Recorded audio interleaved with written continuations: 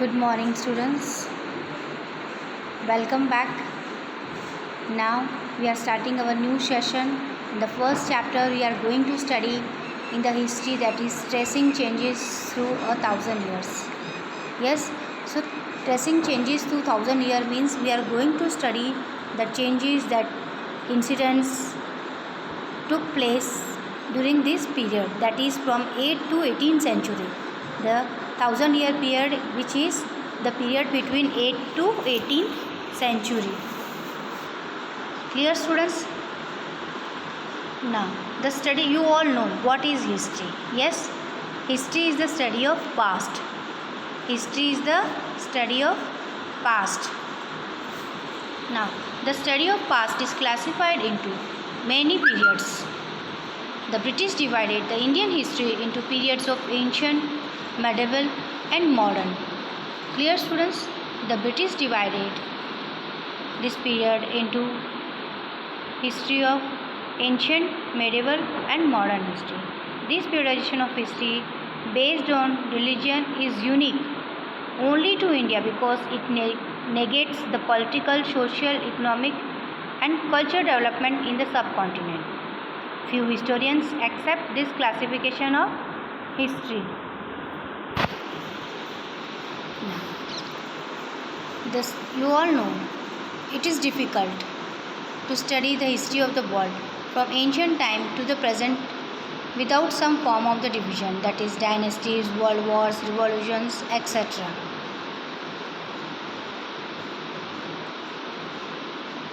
And you all know, just that for the sake of convenience, we categorize the history of subcontinent into the ancient before the 8th century, medieval history from 8th to 18th century and the modern, that is the arrival of the British until the independence. Clear, students? So this was the history divided during the British period.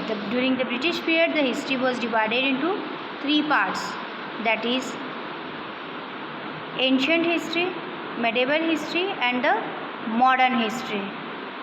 Clear, students?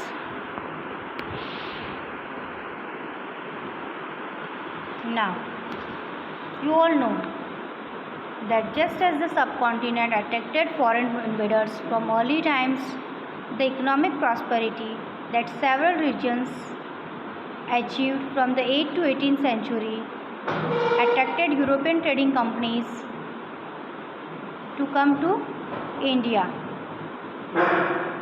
And you all know how these words have come to know. Now, the maps also. You can see on the first chapter, the two maps are given. The first map was given by Al-Adarsi. Clear, students? The first map was given by the Al-Adarsi. The study of map is called as cartography. Clear, students? The study of map is called as cartography. The oldest map of Indian subcontinent that we have seen is from 1154 by an Arab geographer Al-Adarsi. So, students, the first map of Indian subcontinent was made by Arab geographer Al-Adarsi. In which year? 1154. So, first map was made in 1154. It gives a detailed picture of the subcontinent. Clear, students? It gives a detailed picture of the subcontinent. Later in 1720, a French cartographer gave an improved version which helped us to get idea of how the geographical boundaries of the Indian subcontinent evolved. Yes. And the second map was given in 1720. Clear, students? And which gives us the clear ideas of the subcontinent, the southern part of India, which explains us the clear picture of Indian subcontinent. European traders came to India using this map. However, there is a gap of 200 odd years between the two cartographers, which also reflects in their terminologies. Here you can see the two maps. The first map made by Al-Adarsi and the second map made by French cartographer. There are a lot of differences. Clear, students? You can clearly see the map made by Al-Adarsi is not clear. We can't rectify our map, but the map made by French cartographer, it clarifies the boundaries, southern part of India, Sri Lanka, Gujarat, northern India, everything is clear in this map. But there is lot of difference in Al-Adarsi's map. So these are the earliest map of India. Clear, students? Now, the new and old terminologies, how this name Hindustan has been derived. Clear, students?